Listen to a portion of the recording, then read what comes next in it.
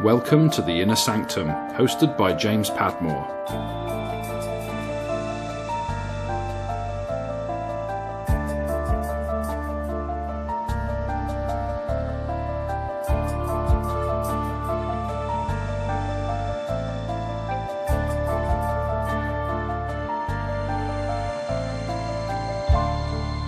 Absolute pleasure to have you, finally have you on the show. We've had a few hiccups along the way trying to organise this, what with my personal life and your personal life as well, so it's really good to finally talk to you. No, thank you so much for having me on.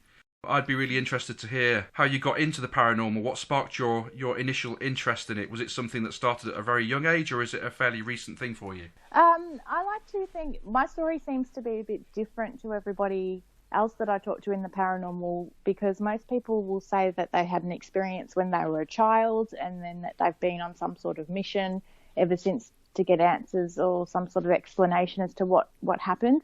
And that wasn't the case with me. I didn't have any experiences that I know of when I was a child. I always liked, I guess, weird things, and I liked watching all shows like The Extraordinary and Unsolved Mysteries and all things like that when I was a kid growing up. When I was a teenager, I did the usual, I guess, teenage things where we made our own Ouija boards and had our own seances on the oval at school at lunchtime and things like that. And it wasn't until I was about 21 years old that I felt I had my first paranormal experience, which was when my grandfather passed away. And I guess, felt that he was visiting me. And again, it didn't sort of spark anything into the paranormal research side of things. There had always just been an interest there, and I was always a bit of a bookworm and would read lots of books and things relating to the paranormal. And eventually all of the television shows hit the screens that I guess showed us that it is something that you can actually go out and do. You can go out and see, is there life after death? Is there ghosts out there? So I was a bit scared initially, and my brother for probably about 6 or 7 years was always on to me, come on, we need to go and do a paranormal investigation. I think you'll love it. And because of, I guess, the way the movies were and the things that you see on TV, I'd already pre-psyched myself out and thought, oh no, I couldn't possibly do this. Eventually, after some personal things happened in my life, I got sort of a bit of a new lease on life and decided life is a bit too short. Let's just do all the things that I've always wanted to do. So when I was about 30, I went on my first paranormal investigation, and I guess like many people, after you do it that first time, you become hooked. Yeah. And one of my biggest things after doing it very quickly was, I guess, wanting to understand a lot more about what was going on, not so much with, I guess, paranormal activity, if you want to call it, but more so with the people that are actually having these experiences, because I've always been a very logical and rational person and a bit of an observer, and I always am a bit sort of quiet and take a step back and just sort of look and watch what's happening. So on the paranormal investigations, I would look and see what's happening, and I was noticing a lot of things, so I wanted to kind of get to the bottom of that with research, and then also start talking to people about my experiences in that I was so scared about something and there was really nothing to be scared of, and it's sort of not what you think it's going to be. And that was sort of one of the big driving forces that I wanted to get out there and tell people, is that it's not as bad as you think it is, and maybe it's not what you think it is. Yeah, that's really interesting. You know, most people tend to, I guess, as teenagers or early 20s, go there with the aim to get a bit of a spooky kick out of an investigation. But it sounds like you were kind of going along there really quite sceptical and, like you say, observing what was going on. Did you find that you weren't swallowing what you were being told on there, or was it just that you were told something and thought, well, I'm not sure if I believe this, I'm going to go away and do some more research? How did it kind of pan out on that first investigation for you?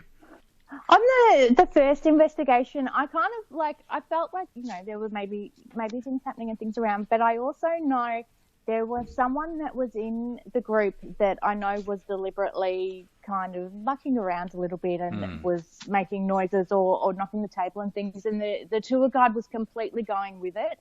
and I knew that wasn't what was going on, and I don't know if the tour guide knew what was happening, but that I knew, and so that sort of, and the reaction of other people, they sort of didn't know, and I kind of did speak up and said, oh no, he's knocked the table, he's done this, and sort of I get this look from people sort of going, oh, you've just kind of ruined our experience, but that's what I get called. I get called the killjoy on investigations, but I think it's important to be honest about these things. So it sounds to me like that's in your character, that's already in your personality to be to have the courage of your convictions, to kind of stand up and be countered. Because from my experience, from people that I observe on their first paranormal investigations here in the UK, they tend to be very quiet, very accepting of what people are telling them. So it sounds to me like maybe that's in your character to question everything. Am I right in that assessment? Yeah, absolutely. I do question everything. And I mean, look, don't get me wrong. I was a very different investigator when I first started, because I was quite intimidated by a lot of the people that have, sort of been in the paranormal field for so many years, and they would talk so confidently about their experiences and what they believed the paranormal was. And a lot of time I took a lot of that information as gospel, but it wasn't before long where I'd have so many different people say, oh, this about a spirit, or when there's a thunderstorm, it means that, the paranormal is going to increase. There's going to be more activity. And I'll just say, well, why? Who said that? Like, where does this come from? And no one could actually give me answers. And it was sort of then that I was sort of like, okay, so people are just sort of told something, and we sort of all just eat it up and say, okay, that's how it is. And I just sort of felt that people needed to question those sort of things a lot more. Where do you think that influence has come from then? With the investigation teams that you've been observing since you first set out, where do you think that influence is coming? Because it's my understanding that Australia doesn't have the same level of media exposure for paranormal investigations in the same way that Europe or the US do. No, we don't. I think it comes from reality television, personally. We do get a lot of the television shows. We had most predominantly, early on, we had Most Haunted and Ghost Hunters were the two. Okay. Eventually, Ghost Adventures followed, and now we get trickles of the other shows through on our cable television. Mm-hmm. But probably most people that I know go on the investigations will know of Ghost Hunters. And so I think a lot of the theories and things that come from those sort of shows, people just, again, they take them as gospel. And the best example I can use is what we call the Singapore theory, mm-hmm. where I have tried to trace as much as possible the source of this, where this Singapore theory came from. And I've heard from a few people that they believe it actually stemmed from an episode perhaps of Ghost Adventures where they did something in Singapore or something related to Singapore, and that's where that came from. So we are absolutely 100% heavily influenced by reality television over here. Yeah, it is interesting how these terms and definitions of things get bandied around as if they're kind of gospel truths, isn't it? People are claiming these things are real and are fact, but actually there's really no basis for any of those sorts of things. No, and I mean, we have, obviously there's a lot of people in the field that have been around for a very long time, and they may also sort of believe these things as well, based on their own experiences and things like that. But you've got sort of a Chinese whisper scenario that happens where you've got one person will say, oh, this happened, and it sort of goes down a line of people. And when you hear it from someone that has been in the field for a really long time, you tend to not question it, because you think, well, they've been doing it for 30 years. They must really know what they're doing. And so if they're, out there every week speaking and saying the same thing each week, you've got a group of people that are walking away with that same information. So it's always really important to, take on board the things that people are telling you, especially if they've been in the field for 30 years, but to at least still ask those questions, because what they're telling you is really based on their own belief and experiences. It doesn't necessarily make it fact. Oh, definitely. I mean, you've only got to look at things like the spiritualist movement. That's an established belief system that's been around for, 170 some years. How has that kind of permeated through Australian culture in terms of paranormal? Is that just as rife in Australia as it is in the rest of the Western world? Yeah, absolutely. We have it is quite strong, and we have almost every month. There's a lot of different sort of psychic expos and things that are around here. There are a lot of groups that are very spiritual and won't use sort of any equipment, but use a lot of spiritualist methods, table tipping, Ouija board, seance, things like that, and are very much just in that mindset. And very much of the mindset of that, you know, it's all about the body and the psychic ability and things like that. But I couldn't say if it's an even split, but there is certainly quite a lot of people that are down that path, and probably more so. I think the more people that are getting into it are kind of leaning towards that path, it seems, at the moment. Yeah, it's a very popular movement, isn't it? I mean, like I said, it's been going for such a long time, and it's perpetuated by TV psychics, you know, the likes of John Edwards and is it James Van Prague? I think he was one of the kind of the big names up there, and I guess they're just as popular in Australia as they are the rest of the world, really, aren't they? Yeah, absolutely. I actually went and saw John Edward a week ago. And yeah, he had like a sold out tour in Australia, and I just wanted to kind of go along and see what it was all about. And the people there were just so desperate to have a reading, and were just there were people that were just in tears, and it was a very interesting experience. Some of the, I guess, ethics of it didn't sit quite well with me, but it was a very, very popular tour, and I believe he sort of, you know, sells out every time he comes along, and there's a lot of people that do that here in Australia as well. Oh, absolutely. Yeah, I mean, where there's a medium, there's money. It's unbelievable, really, isn't it? Given that a lot of these things can be exposed, cold reading, Barnum effect, etc., and yet people are still very ready to part with their money and believe the things that that stage psychics come out with.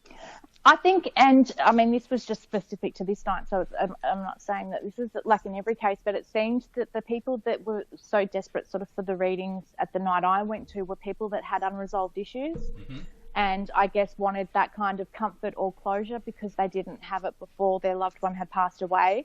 And one of the things that I took away that I actually did like that John Edward did say in the show is he kind of just said, you know, make sure you take care of your business in life so you don't have a medium have to do it for you when someone passes away, which is true because, again, the main reason that in the session I went to, most people went is they were very desperate for some sort of closure because there was that unresolved tension or issues there with that person that had passed away, and they were hoping that he would be able to give that to them. Yeah, that's it's a really interesting thing for people to approach psychics for that kind of therapy, for want of a better word, rather than actually going to a fully qualified therapist. Yeah, exactly. And I know whenever I know people that sort of deal with, they have, you know, people contact them when, you know, they want to contact someone, and the first thing they do is actually refer them to a grief counsellor, and because they need to go through that process of grieving instead of, I guess, trying to make contact, so to speak. But unfortunately, not everyone refers people in that way. Yeah, it's a typical human thing, though, isn't it? I think most people will want to get some form of closure or get quick answers, especially when they're traumatized. I mean, I know that, for example, when we look at the spiritualist movement and psychic mediums and people going for consultations and readings, that became really, really popular at the end of World War I for obvious reasons. Europe and the USA lost hundreds of thousands, if not millions, of young men when they were killed in that war.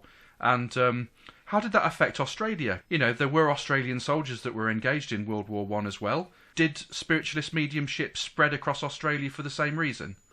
I believe so. I know that my grandmother, for example, used to sort of participate in a lot of these sort of things in seance and Ouija board and all that kind of thing. And I mean, she was a very sort of strong Catholic woman. And so my understanding is that it was around, but I don't know how sort of rife or strong it was, because again, the paranormal is very different here. And I think previously, sort of before I guess maybe 10, 15 years ago, there were still people that were out there doing work within the paranormal field, but it was sort of behind closed doors and very, very quiet. And people didn't know about it because it was sort of considered a little bit taboo over here. So I would say that it was definitely around, but maybe was not as open as it would be overseas. Right. Okay. How have something else I wanted to ask you really about Australia, because I've never had the opportunity to talk to anybody that's done research into the paranormal in Australia, and I find it a really interesting opportunity. But in terms of cultural influence, then, so if we look at things like places like America, there's a lot of Native American Indian mysticism that's kind of embroiled and mixed up in with paranormal activity. The same goes for Europe and the UK. We tend to be more centred around Celtic and paganism beliefs. How does things like the Dreamtime fit in Australian paranormal, or does it not feature at all?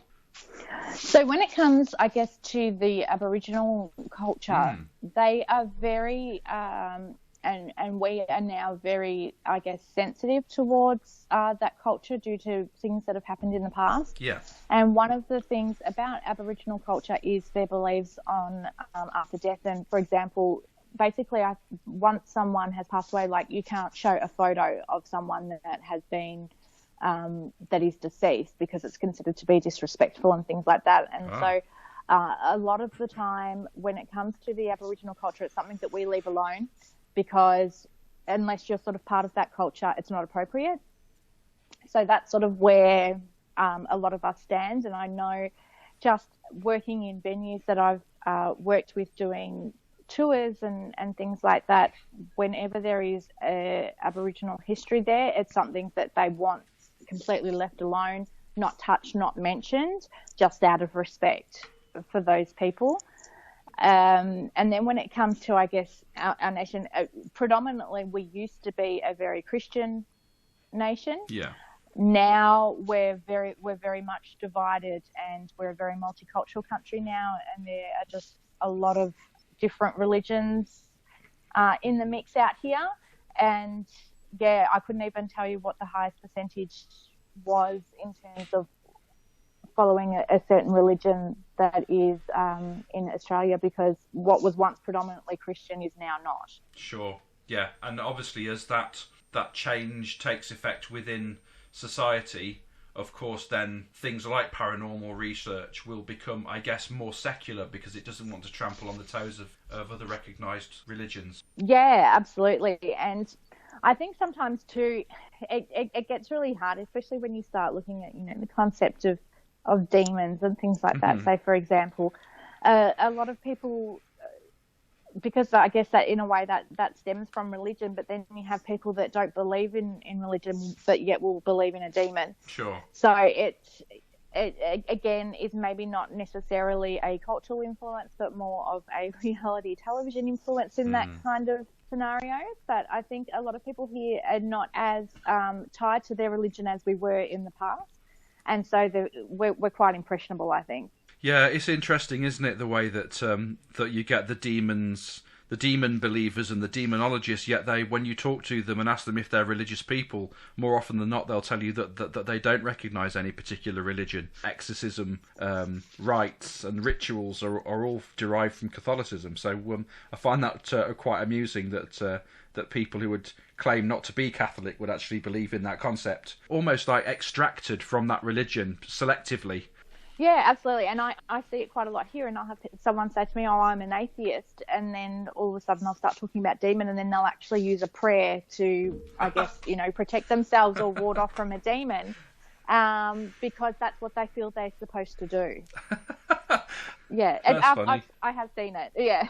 That is funny. I suppose, looking at it on the flip side, maybe you could argue that using a prayer isn't for your benefit. It might work on the demon because the demon believes it as opposed to you. I don't know. But these things haven't been proven, so it's anybody's guess, isn't it?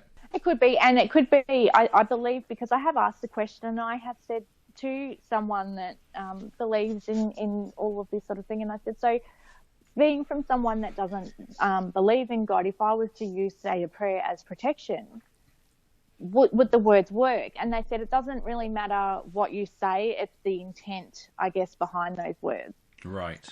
Which I guess in some ways does make a little bit of sense. If you're talking about energy and just intention, that I guess would work. So I believe that, I think if they believe in that prayer, then that's going to protect them. Because I guess when we talk about things like people that use paranormal protection, I think that your protection is only as good as your belief in it. Yeah, it's logical, really, isn't it? That, if you take it in the context of animals don't understand our language, but they sure as hell understand our body language and our tone of voice, and they will react accordingly. If you shout at a dog, it's more likely to behave aggressively towards you than if you speak softly to it. Yeah, absolutely. So it does make a lot of sense in that way, because you can feel emotion and just where someone's at, just in the tone of their voice. So yeah, you're absolutely right. Something that I wanted to touch on, actually, this is kind of a nice dovetail into the next thing that I wanted to ask you about, really, was your blog, Living Life in Full Spectrum. Obviously, like you've mentioned, the fact that you spend a lot of your time observing people's behaviour and the possible explanations for alleged paranormal phenomena. So I just found it really interesting to kind of get into the reasons why you decided to write your blog. Originally, when I started the blog, I was just sort of going out on a lot of these adventures, and I had people within my personal life saying, well, what are you doing? What's going on? And they had a lot of questions about the paranormal and what is it that you do when you're out there and things like that. So initially I thought, it'd be really cool to just do a blog, because it was something I'd always wanted to do some sort of writing. And it was at a time when everyone had a blog, and I was kind of wanting to do something with myself. So I thought, that'll be perfect. And I did that sort of for about 6 months, where I would just sort of do articles about, this is, what I did this weekend. And then I started to just sort of write articles about how I was feeling about things that was more of a social commentary on the paranormal field, and just sort of like, I did an article early on that was something along the lines of, when you join a team, you don't have to get matching shirts and things like that. And people found that funny and were like, we can relate to you. You kind of, a lot of people would say that I just kind of tell it like it is. So I'm like, okay. And then I started having people contacting me wanting help with things like debunking photos or advice on experiences and things like that. So I sort of thought, okay, people are actually taking notice. Maybe I can use some of my knowledge to help people. And so then my research sort of took a bit of a turn. And at the time I'd been studying photography, and we had lots of units in our course that would sort of go into, for example, why an orb was not was a regular occurrence on a camera. Like, there's actually a whole module on this in the photography course. So I thought, well, I can incorporate something like this into the blog. And people loved getting that kind of information, because the way they said I wrote was very, very simple. And a lot of the text that is out there in the paranormal world is very technical and lots of big words and really hard to understand. And I would just write it in a way that I know I would understand, and people really liked that. So I thought, okay, and it just sort of stemmed and broke off from there, where I would then sort of look into a lot of different things within the paranormal, but explain it in what I call Sarah talk, which is quite simple, easy language, very light-hearted and just and honest, just sort of look at it. And my aim sort of became, well, here's all the information. I'm going to present you all sides of it, and then it's up to you to decide what you think, because at the end of the day, I don't know if it's true or not, or if this is what a ghost is, or if it's not what it is. That's up to you to decide what you believe, but here's all the information I can give you on this topic. And it sort of just ran from there and became what it is now. Did you find that then you had to go and do more research because people were asking more difficult questions? I think it wasn't so much that the people were asking and wanting more. I think it was that I wanted to do more, and it sort of just lit a fire within myself, and it made me want to explore a lot of these areas in depth more, and then I just sort of shared them with people. And I would have these light bulb moments where I would just sort of be watching something on television, or I'd be reading a book, and I would just sort of read a line of text that would just sort of, the light bulb would go off in my head and say, I can connect this to the paranormal. And then I would just sort of go off and and research it. So I don't think it was the people that it was driving. It was sort of me driving it, and it just sort of, my passion just sort of built from there, because I really, really loved looking into all of these areas, particularly within psychology, and seeing how they tied into the paranormal. It was really, really fascinating. How well received was your information to start off with? Did you find anybody trying to reject the reasonable and very logical and rational explanations that you were giving, or did you find in general that people were accepting of that? I find, because of the following I have, and it's not a huge following, but the following that I have is quite grateful and open to that information. But the reason that my following is quite small is because a lot of people are not receptive to this information. Mm-hmm. I guess a lot of people don't like to be told that perhaps what they've experienced might be in their head. We tend to be very connected personally to our paranormal experiences. And sometimes it can be very hard with the written word, because people can find it hard to interpret tone. And I try very much to make my writing to be very light, but a lot of people take it as a personal attack, and that's fine if that's how they want to take it. So they tend to get quite defensive and feel that it's specifically targeting perhaps an experience that they've had, and their automatic reaction is to go on the defense. And for example, if I every time I post up my article about orbs, for example, and these are all the different causes that can cause an orb to come up into a photo, I'll get at least 5 or 6 emails from people saying, yes, but this is my orb and this is real, because at the time I was feeling this. And it happens almost every single time I put up that article, and that's just an example. I will always have someone push back to say, but no, because I was feeling this at the time, or this was happening, and they feel that the whole concept of it was wrong because they had that kind of feeling, I guess, at the time that it was happening. And I usually just respond and say, look, you may have been feeling that, but this is the information. And I usually don't try to engage too much in those kind of scenarios, because at the end of the day, their mind's already made up. That's what they want to believe, and that's their choice. Absolutely. And I think, you've hit the nail on the head using the word belief. At the end of the day, we still have these factions within the paranormal field, irrespective of where we are in the world. Everybody's very similar. We're all human beings, and we all cling to our own beliefs.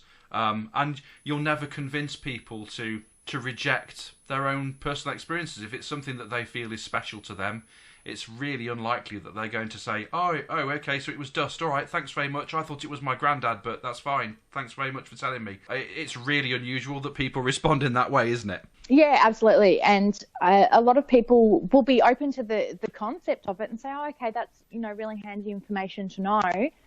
But at the end of the day, if someone feels within themselves that they've experienced something, you can't take that away from them. And in some cases, I think, if it gives someone comfort to think that they did have someone around them, then is it really hurting anybody? Yeah, I suppose the only time it probably hurting somebody is probably quite a strong thing, a strong phrase to use, but potentially it can do damage, I feel, to the overall research that other people are doing. I think it can hinder people by diverting them away from research and leading them to believe, this is an orb and therefore it's a spirit, as opposed to doing what you do, which is questioning that and going away and doing their own research rather than just accepting it blindly. There's a lot of blind acceptance that goes on in this field, isn't there? Yeah, no, that's true, and that's a good point that you've made as well. And I guess it depends, if you've just got the odd person that just thinks, oh, I've had a visitation at night, and they're quite, and they get that comfort, and that's fine. But then when you have, I guess, someone on a public platform giving out all that information and things like that, it can then sort of become quite troublesome as well. Definitely, especially if that person has a very high profile. I mean, we've seen it with TV shows that, as you've touched on earlier on, things like Most Haunted, Ghost Adventures, and any other ones you want to mention, really. As soon as they mention that a certain thing is a spirit or a ghost or a demon, the majority of their audience are just going to take that as gospel, because to them, the people they see on the TV screen are their idols. Look at the likes of Zach Bagans and the fame that he's acquired from being on programmes like Ghost Adventures. And anything he says is pretty much lapped up by his audience and just instantly believed. It is. And years ago, I wrote an article about the Dybbuk box which at the time was something that he had just bought. So this was a few years ago. Mm-hmm.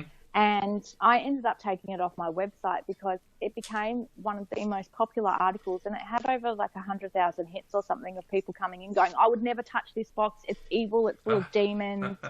And it became its own little monster. And I ended up taking it off the website because I thought, I don't want this stuff associated with my website, because it was initially just sort of an information piece of the history of where it came from, and kind of like, look at how many gaps are in the story of this, and that it seems to be a bit of a entertainment sort of ploy. Mm-hmm. And people didn't see that. All they saw was, the Dybbuk box and Zach Fagan's it's at his haunted museum. It must be haunted. Yeah, that's the thing. There's a lot of that now. Even on eBay, people can buy haunted objects. It's a booming industry now to sell haunted dolls and haunted biscuit tins and you name it. So it's crazy, really, how people can actually make money off the back of these ridiculous claims. It is, and I mean, I know people. I've seen haunted dolls on eBay for over $200, yeah. And how can you verify this story? Exactly. But you could have any creepy-looking doll, and you can make up any sort of story, and there will be someone that will buy it. And they always look creepy as well, don't they? They always have to look creepy. They never look just like an ordinary toy. It's not like an Action Man toy or something. It's always just some ragged doll that has these kind of like red eyes or whatever. It has to look the part, doesn't it? Like Chucky out of the Child's Play movies. Yeah, and I've seen, and they're like the porcelain sort of dolls that they're a bit dirty, or they're wearing the Victorian type dresses. Yeah. So it's always an old doll. You never sort of see like a new looking doll, because, that couldn't possibly be haunted. No, you never come across a haunted Ninja Turtle action figure, do you? No! There's never anything like that. So, yeah, it's crazy. And I suppose that kind of ties in with the psychology of the paranormal, really, and what people will accept as being, if it looks creepy, then therefore it is, as opposed to any form of rational research into the claims and establishing whether or not that's actually a fact or not. And I guess, really, your blog and also subsequently your book, Stuff Paranormal Investigators Need to Know Volume 1, which I'm guessing means that it's part of a series or a forthcoming series, is definitely something that it looks like you're aiming to blow apart a lot of these misconceptions. Yeah, that's the plan. Originally, it was a series I started on the blog a few years ago, which started with the photography articles, and it was more just showing, look, these are the rational explanations for different paranormal events or phenomena. And my goal was to always turn that into a book, and I actually wasn't planning to release it as soon as I did, because I wanted to release a different book first that was, I guess, a little bit more mainstream, so that I could get, I guess, more of a following, so that then when I released the Stuff Paranormal Investigators Need to Know, it could, I guess, reach more people. But it just sort of got to the point where I felt, no, it needs to come out, and I wanted it to be sort of a bit of a reference guide for people that are interested in the paranormal to, if they have an experience, they can look at it and say, oh, okay, this is what happened to me. Refer to the book and say, okay, so your brain can do all these things, and maybe it was this, maybe it wasn't. And I always think that knowledge is power, and just even by knowing a lot of these things, and if you could get people even just to read the book, that are people that are paranormal investigators, for example, when they then go out and have an experience, they're not automatically going to jump to the paranormal conclusion. It might trigger them to think, oh, it actually could be this instead. Definitely. Whenever anybody goes on a paranormal investigation, whether or not that's privately with their own team or they go with a commercial event, I would recommend that they read that book before they do that, because you cover a cornucopia of different phenomena within the paranormal, or within psychology, really, and within the human experience. Like, you cover things like pareidolia and corner of the eye syndrome, and memory and perception and religion, and Bader-Meinhof and Barnum effect and idiomotor effect. I think it's a fantastic book that if people read that and then go to their investigation, that would then help them to separate the wheat from the chaff, I think, and would probably enhance their experience. Well, thank you, first of all. And I have had a couple of people contact me and say that they are using the book as like their training manuals for new team members, or they're actually giving it to people to read before they sort of join the team, and hearing things like that just makes me so happy that they're at least reading the information and that they're open to it. And that's all I can ask for. I can't make a person think a certain way, but to just have them be open to it and give it a shot is just, it's fantastic. I think Steve Parsons told me of something in the region of about 12,000 paranormal investigators out there that kind of do their thing every weekend. And even if a fraction of those people owned your series of books, then that would hopefully galvanise people's efforts into doing something useful, rather than just running around with head torches or night vision cameras every weekend and not actually getting to the bottom of what it is that they think they're researching. Yeah, for sure. And I mean, the book, it's not intended to be an academic level book. And I'm certainly not going to, pretend that it is, because it is spoken in very, general terms. And it's a very easy to digest book for people. It's for people like myself. I wish I had a book like this when I, started investigating the paranormal. Yeah, me too. That's essentially what it is. And so it's just for the, I guess, everyday person like myself that is out there looking for the paranormal. Not everybody is a super serious investigator, and that's fine, but we still, I guess, need to be educated. We don't really have a very strong academic level over here in Australia. We have Parapsychology Institute in Sydney, mm-hmm. which do online courses, and I believe they do a conference every year as well in Sydney, and that's sort of all I am aware of. The rest of it's sort of just a bit of a free-for-all. So where I am in Melbourne, we certainly don't have much on the academic side at all.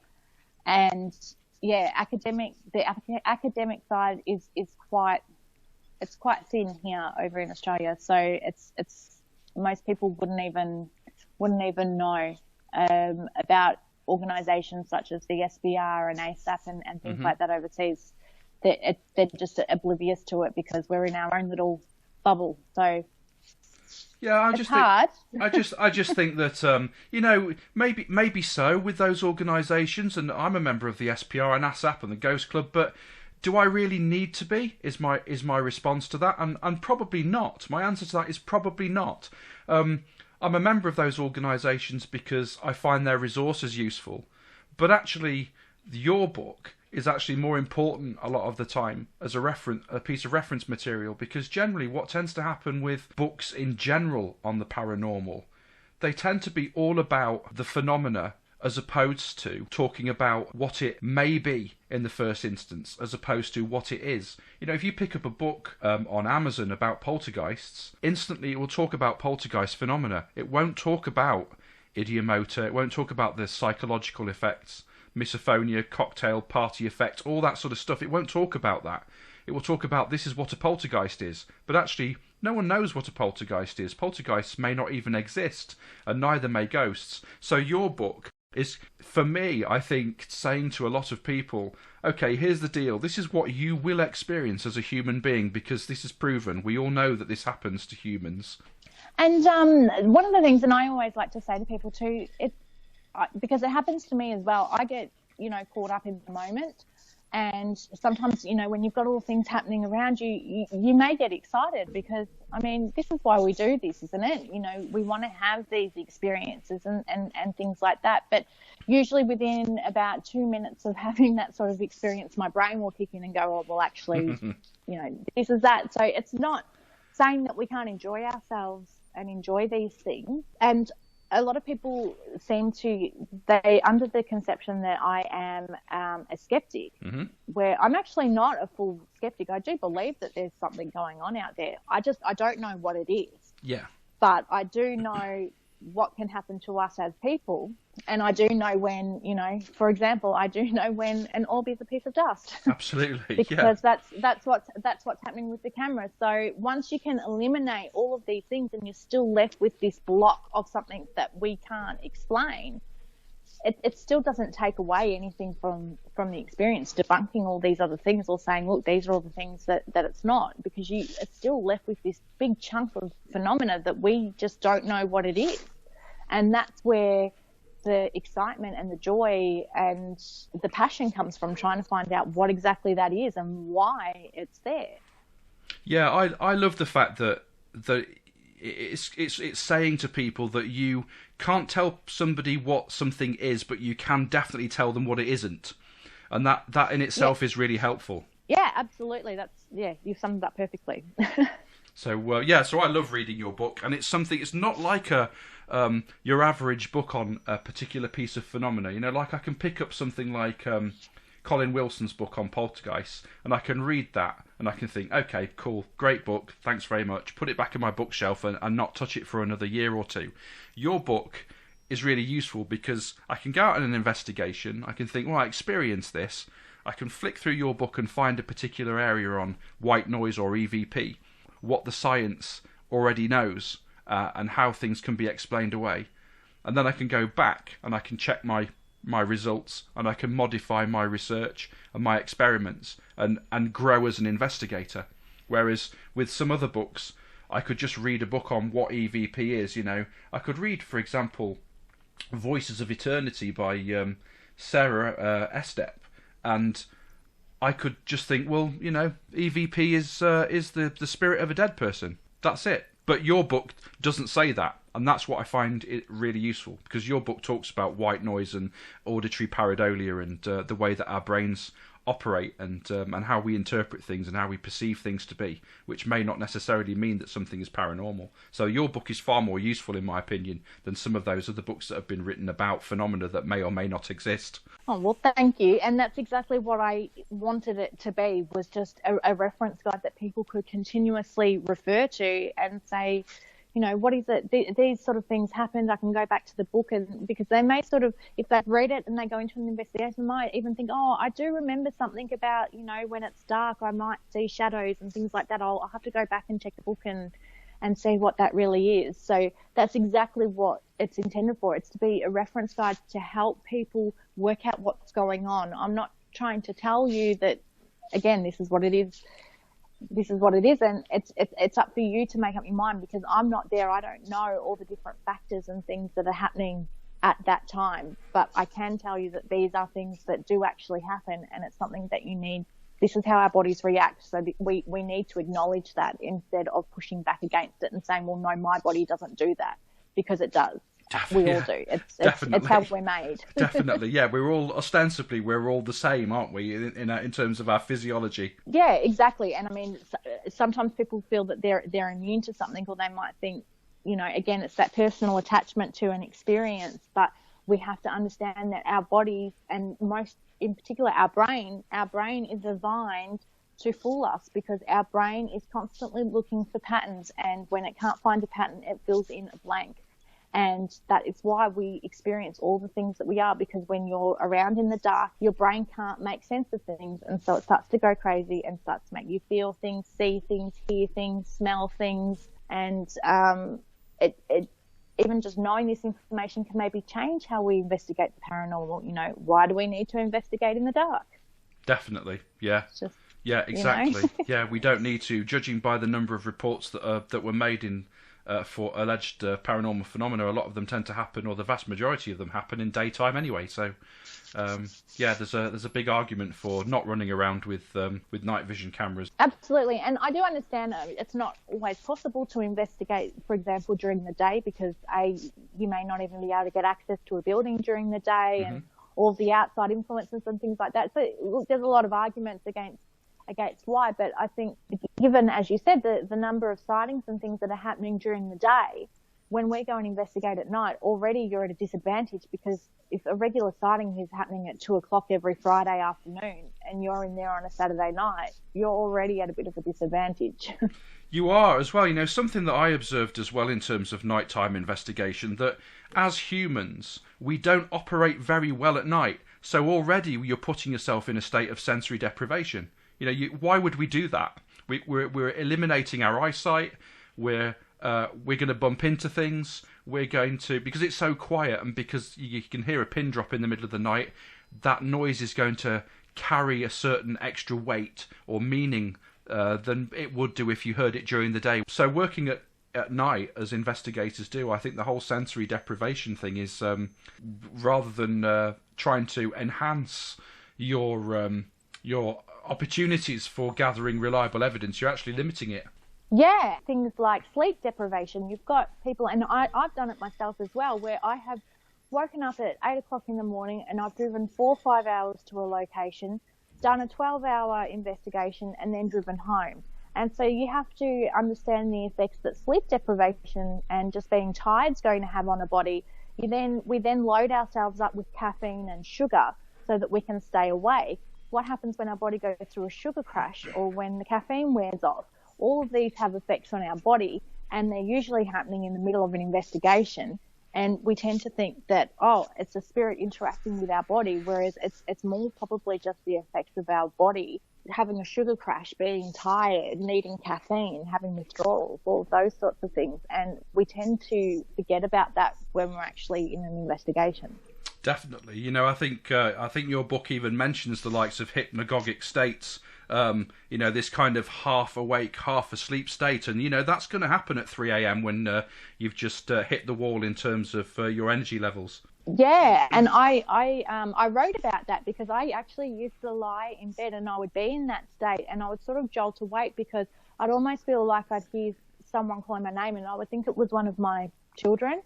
And I knew I didn't have, a spirit in my room or anything like that. And so that's what actually caused me to actually look into that area. So a lot of the time, my articles or things that I talk about are inspired by my own experiences where something has happened to me and I look into it.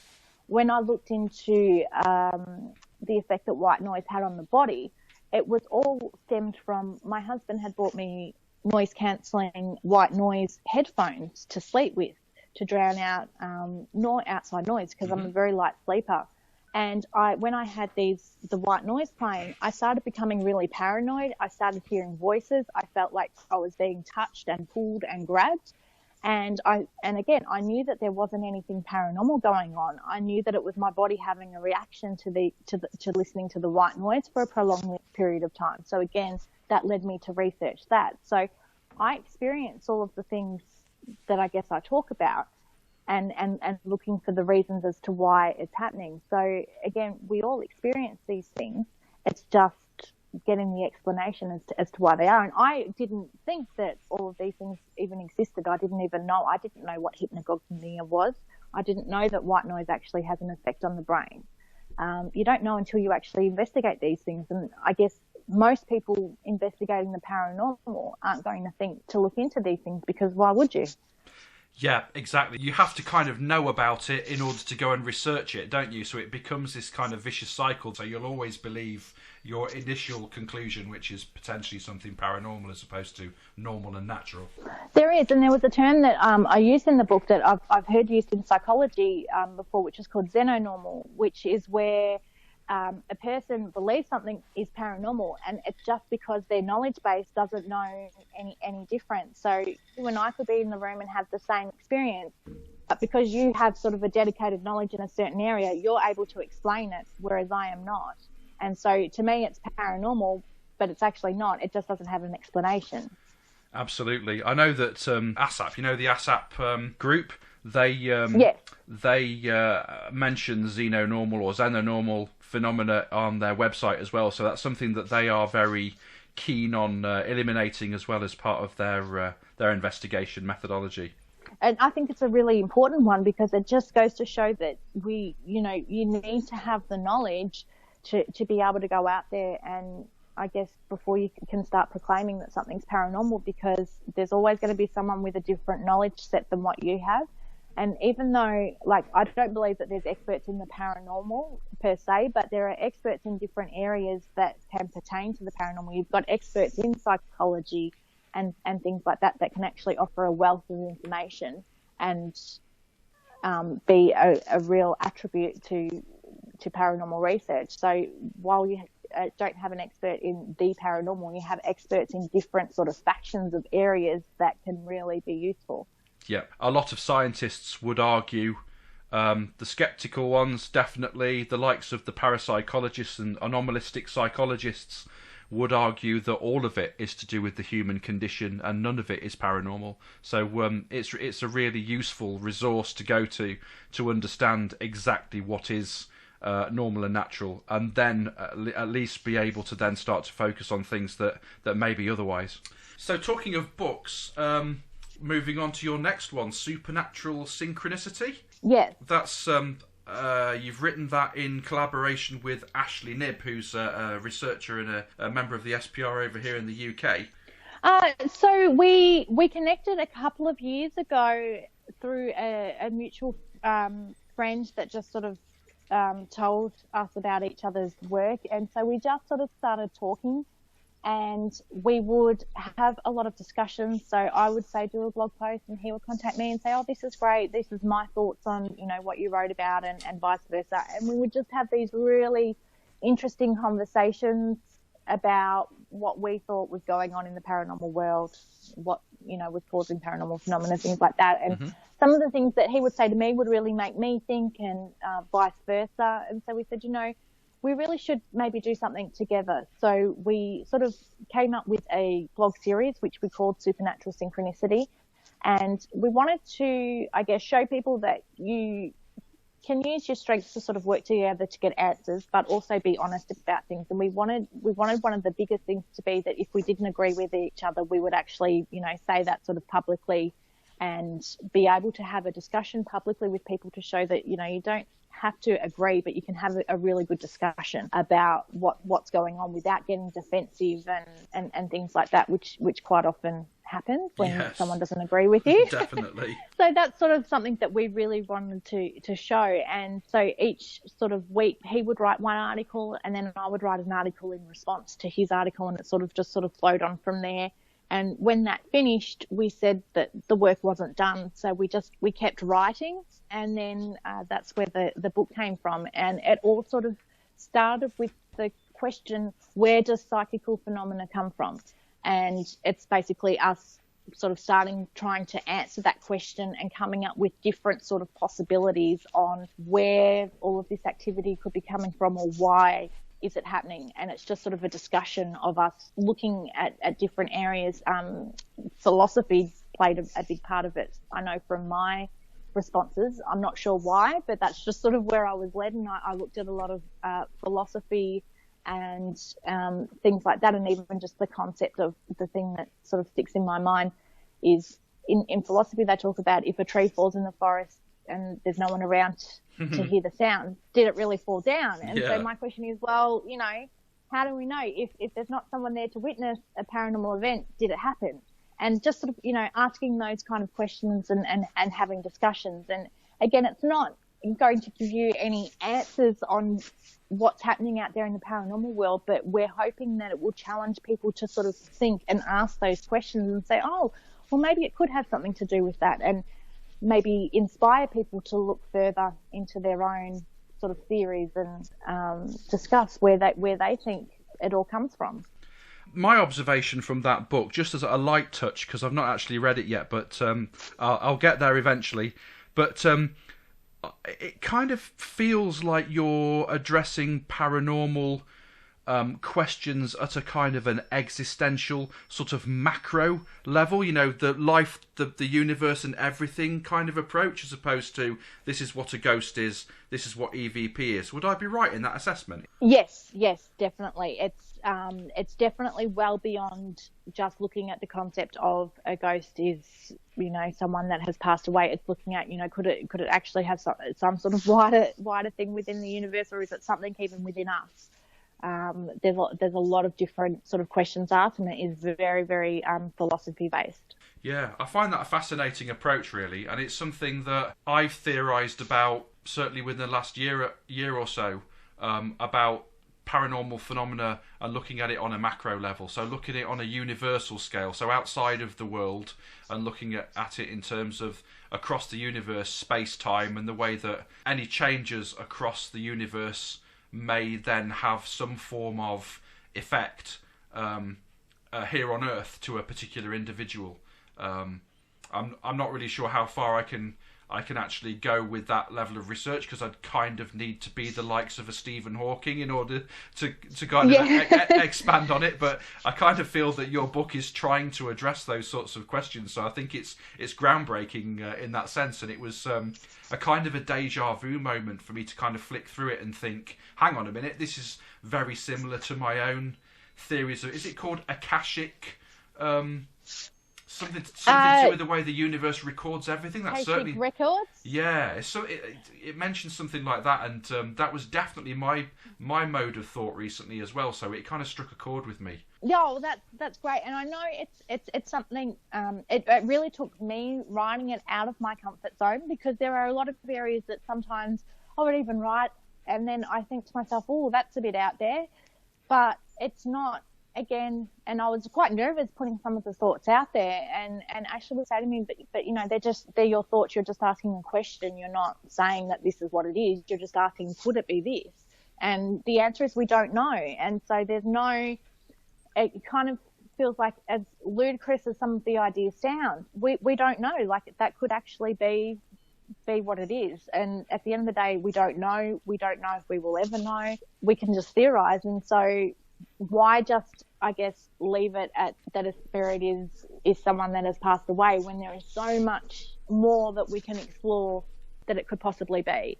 I think we tend to feel that way more to give ourselves comfort.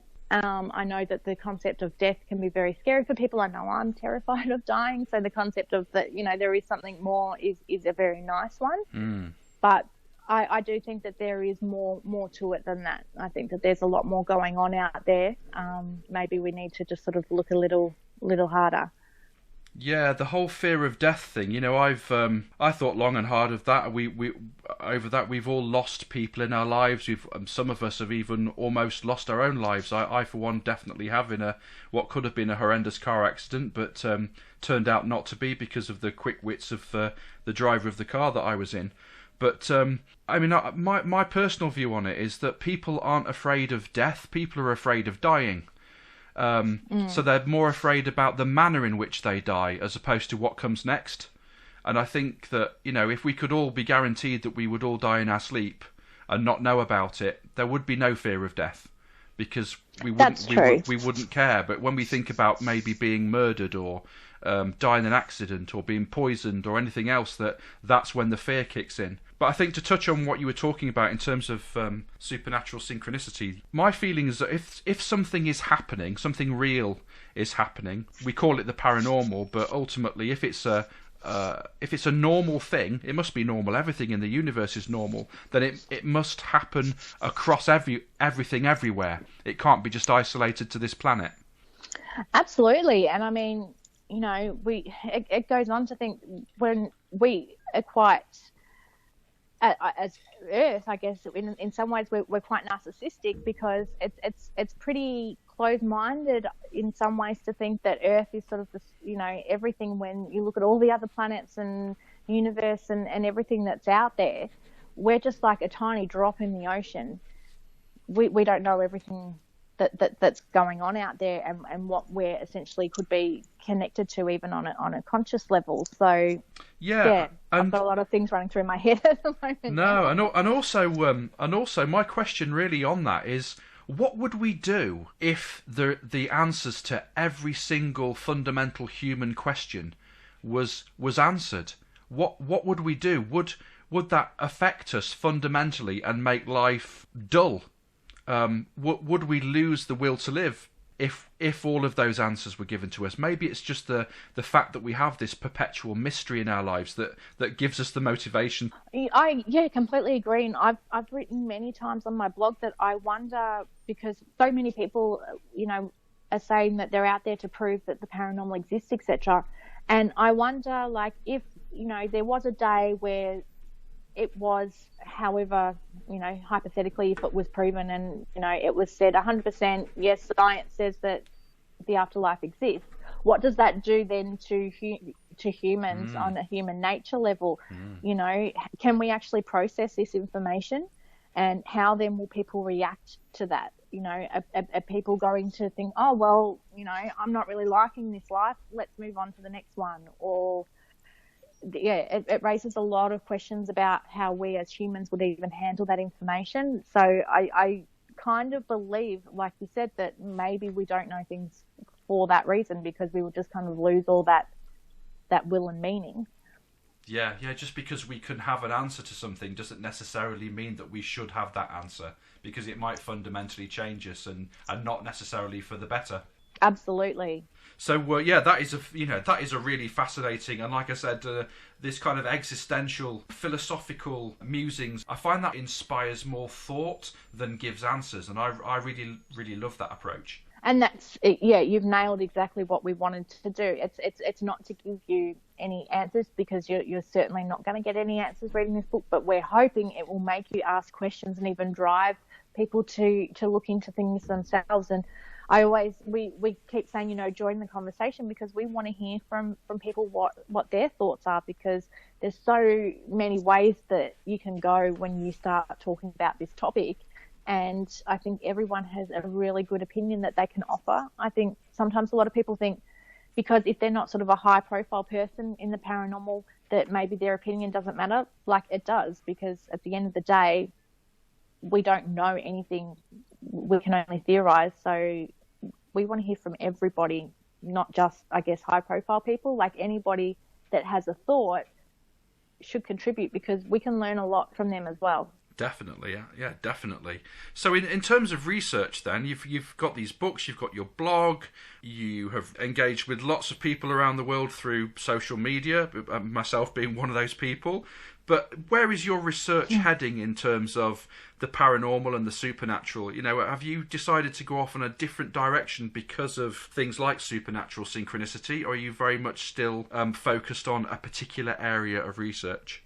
Hoping to expand on supernatural synchronicity next year, and we might sort of start looking into other areas. It's sort of just a conversation at the moment. In terms of my own research, I want to get back into doing more work with, I guess, the experiment side of things. I used to do a lot of work with like Zener cards and Ganzfeld experiments and things like that. Mm-hmm. So next year I want to kind of get back into that a little bit more. And I'm also working on an online Zener card platform, which I'm hoping will be released fairly soon, which will basically be, I started a few months ago, I introduced sort of what I call Zener Card Sunday on the Facebook page, which was just a little bit of fun to say to people, kind of guess what the shape was. It was just a bit of fun. And if you've been on an investigation with me, I've always actually got the cards with me. And right. Often I like to try and kind of test people and incorporate it into the way that we investigate. Just, for something a little bit different, and to kind of, I do like to kind of test people, particularly those that tell me, they have ability. So mm-hmm. I kind of like to say, well, all right, let's put it to the test. So there's going to be an online version of that coming that's going to be integrated into my new website. So that will also be linked to an online database of results. So a person will be able to select if they want to play just for fun, or if they actually want to have the results recorded. Oh, wow, and that's great. The results will be recorded into a database, which will then sort of record if they're male or female, what age group they are, and what country they're from, and what the result was, and there will hopefully be sort of a graph that can then show us, the results. So more just, it's a bit of fun, but also a bit of research as well, so we can kind of see if there's anything going on. Is there a view to perhaps share that with any particular organisations for them to use in their research, as a wider set of data? If they want it, they're more than welcome to have it. Yeah, I was just thinking people like the SPR, for example, or ASAP, to have access to that sort of data, they might find it useful to see whether or not that correlates with their own observations of similar experiments. Yeah, definitely would be open to share that. I mean, that's the whole reason that, the database is there, for people to actually see. And my dream is, if I can get it happening, would be to also line it up with things like moon cycles and things like that, because you often have people saying, that, the moon, when it's a full moon, it heightens things and things like that, but we don't have any data to back that up. So if I can incorporate things like that and see, are there spikes when there's a full moon, or It would just be interesting because there's a lot of spiritual people that I talk to, and they tell you hear things like Mercury in retrograde and all these things. I'm not a big believer in that kind of stuff. So if I had though data in front of me, it might convince me a little bit more. Yeah, because once you leave this Earth's atmosphere, the stars aren't in constellations in that way. It's to do with our unique viewing angle and precession and all that sort of stuff. So it's definitely a particular lens that we see the heavens in from this unique position in the universe. Yeah, that's true. That's very true. So to go back to your Zenocard database that's linked onto your website, you say your new website, and I've had a look and it looks great. It's really easy to navigate. What was the reason for overhauling your website? Was it just that it needed it, or have you got some sort of wider objective in mind? There were a few reasons. It had been 2 years, so it was sort of time. We like to do a bit of a refresh every 2 years. My husband is a web designer, so he's sort of the opinion that every 2 years it's good to have a refresh. He also wanted to update it because there were a lot of things that he could make easier for us at a back end level, and also make it a lot cleaner, nicer, easy to use. We wanted it to look a lot more professional, and a bit more, I guess, like an easy to read news site. And probably one of the number one reasons was in order to get the Zenocard profile sort of game off the ground, I had to update it to sort of this new platform to be able to integrate it properly. So that was one of the biggest drivers, and then it was sort of a good benefit to do all the other stuff at the same time.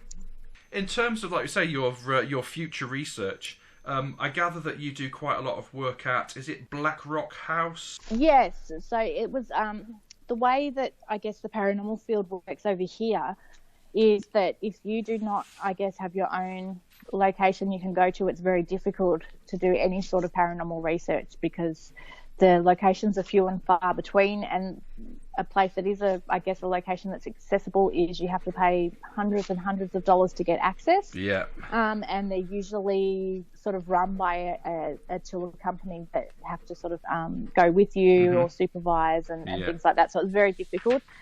A few years ago, we found this sort of old, untouched location. There'd been a lot of reports and stories about the house, but no one had ever really gone in there because it was sort of unknown.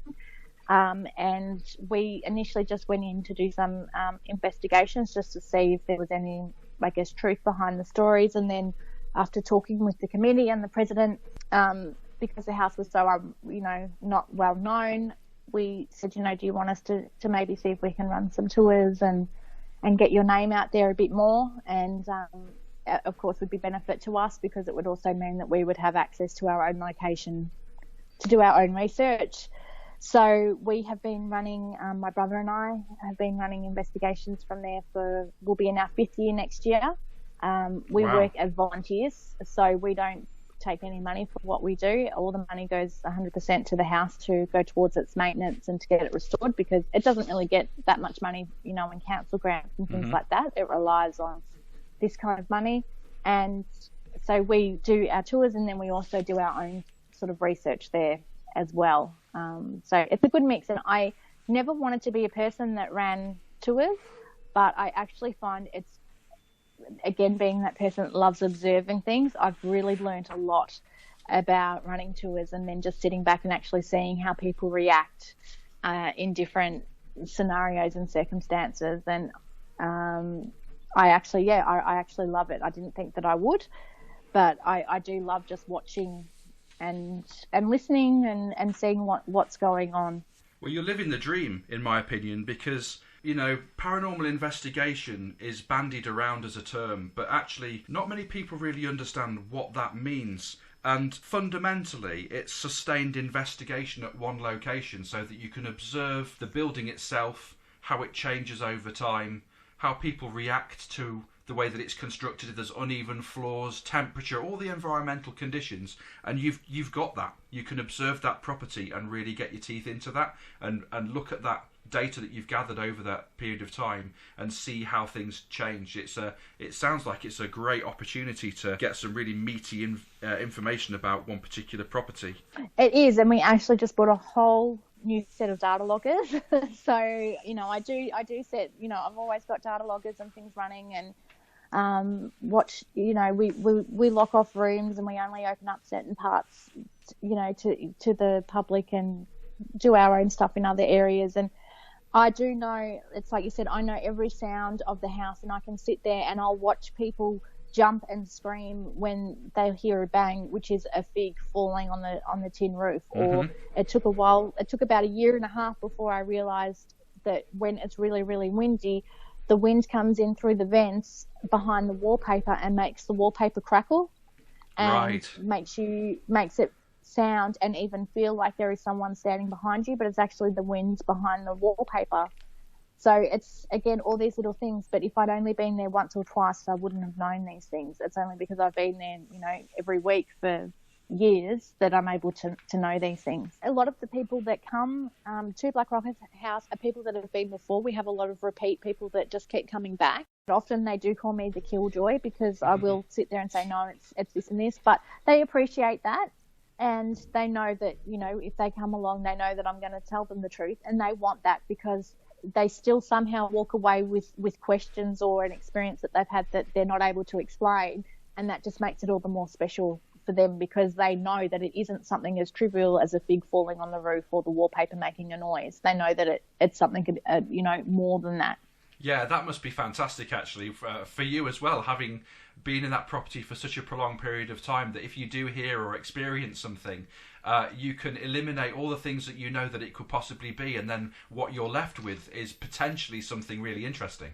Yeah, and I mean, it doesn't happen every week. It happens rarely, but there are even, there's probably about 3 or 4 things I can think of in the last year or so that I couldn't explain. And then it even got to the point where I thought, you know what, I don't want to explain it, because it kind of kept driving me to want to keep going back and knowing that, there possibly is something more going on there.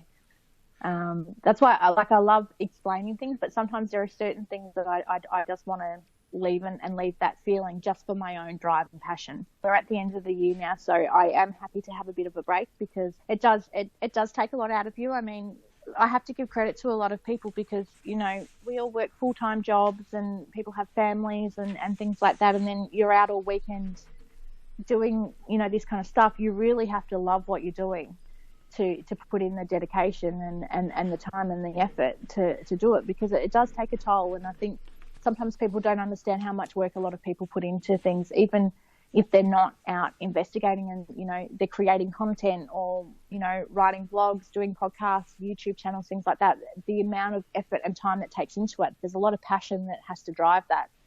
Definitely, and like you said before, there's virtually no money in it either, so it really is a passion, isn't it? Yeah, it's a very expensive passion. I mean, it costs us money to do what we do, even though people are like, oh, you've got a location, things like that. As I said, we work as volunteers. We still have to pay for petrol. We pay for our batteries to put in equipment. There aren't any organisations that will just say, okay, you want a grant for all of this equipment. There, that just doesn't happen, does it? Exactly, and I mean, and paranormal equipment is very expensive. Like it's purpose built, and you whack the name paranormal on it, and you can pretty much triple the price of what is essentially, just a fancy circuit board. It's very expensive. Yeah, and you must be in a unique position in that you can pick and choose what equipment to buy based on what you know about the reliability of that particular device. Yeah, well, initially we had everything that you could think of, and we probably sold 3/4 of the kit off. Yeah, our approach is very much we don't use a lot of equipment at all. We do have some because, again, a lot of people that do come in are people that watch the television shows, and so they want to see devices like the Ovilus. They want to see a spirit box, and so what we will do is we will explain to them how it works and kind of let them make up their mind. And usually at the end of a session, they'll go, oh, okay, that's not what I thought it was. And so whenever there's a new piece of tech that comes out, we do get it and we test it, and then we'll just kind of explain to people, look, this is how it works. And they'll often be able to see for themselves. Like, I think last year, one of the biggest sort of new things was a lot of static electricity detectors. And so you had these things that were like they called it a periscope, and so it was like a 360. It would light up in a different direction. Yeah. Where it was detecting static electricity, and they just used to go off all the time because we as humans produce static electricity just by wearing runners. Yeah. But people were able to see that. So in some ways, I found it educational. Because people were able to see firsthand, and we were actually kind of saving people a lot of money because they would see it on TV and think, oh, I need to get that device because that's what Zach's using, and, you know, it's going off all the time. But then they would come to us and see it and then go, oh, actually, it's not that great. It's actually just picking up us walking around it, and they might save themselves $300 or $400. I love that. That's something I've never, ever encountered before. Somebody that actually has equipment and demonstrates its flaws. That's actually inspired me a little bit, Sarah, because I've started to go to the occasional commercial paranormal event locally because I have a bit more of a passion now for observing human experiences and people's reaction as opposed to any alleged phenomena. And I'm going to start doing that because I've got plenty of equipment that I don't use anymore. Yeah, and the thing is usually you don't even really have to say a lot because just by them using it, they can usually see for themselves. You know, particularly when the ovulus, for example, will start, you know, spurting out random words, and they'll be like, "What has Saturn got to do with this?" What you know, and they kind of realize themselves and go, "Oh, this is just spitting out junk." Yeah. And you know, I'll just go into a quick 1 minute spiel and say, you know, it's got a 2,000 word dictionary in it, and it basically correlates with the change in the atmosphere. Because, as I say to people, at the end of the day, the equipment is only just measuring changes in the environment. That's all it's doing. So it's why those changes that are happening in the environment is the ultimate question. But usually it's because of us, because when we walk into a room, we change the pressure in the room, we change the temperature in the room, and things like that. So, yeah, it's very educational when you come investigating with me. And again, that's why people call me a killjoy, but they still appreciate it. Well, you know, I think if you can demonstrate to somebody that you're going to save them $300 by showing them why something is fundamentally flawed, then you may be a killjoy, but actually you've saved them that financial impact. So it's a real service. And like I said, I'm inspired to do that as well now. So thanks for that. It's a really useful thing to show people why things are flawed and hopefully educate them a little bit more into making their own informed choice about whether or not to buy something. Well, I think, and it comes from, there was a friend of mine. She's a very sort of spiritual person, but she's not the kind of person that pushes her views on people or anything like that, or showboats things. And if you investigate with her, she'll just be like, I'll just show you what happens when I'm, you know. And the things that I was experiencing when I was around her, it was almost like she was able to psychically project things. It was amazing, and I'd never seen it before. But that's sort of how she was. She would like, I'm not going to tell anyone anything. They can just see what happens, and it's up to them to make up their mind. And sort of from that point, I always took the stance, well, you could tell someone something until you're blue in the face, but unless they actually see or experience it for themselves, they're not going to believe it.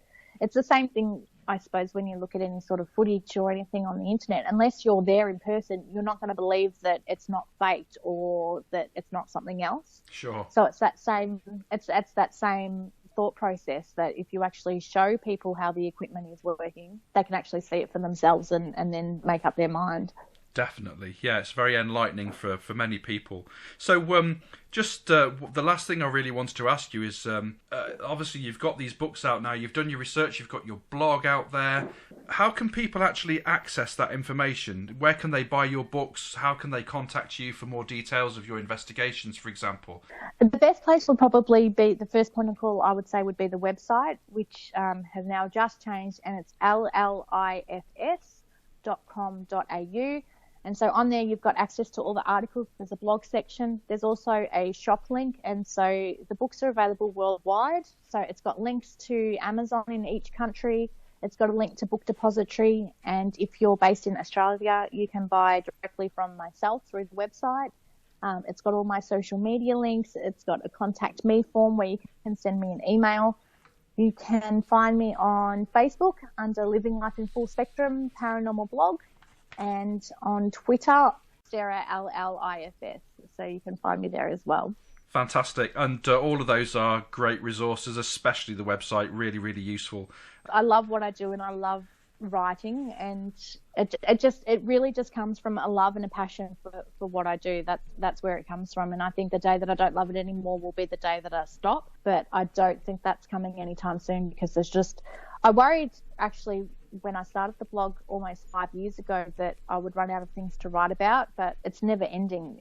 Absolutely. Yeah, I for one can't wait to see what you're going to be doing next. And I'd just like to say that it's been an absolute privilege to talk to you, and it's been absolutely fascinating to hear about your work and your research and your future plans, and I'm already looking forward to talking to you again soon. So Sarah, thanks very much for joining me tonight. Thank you so much for having me. Bye. Bye. You've been listening to The Inner Sanctum with me, James Padmore. Please join me again next time.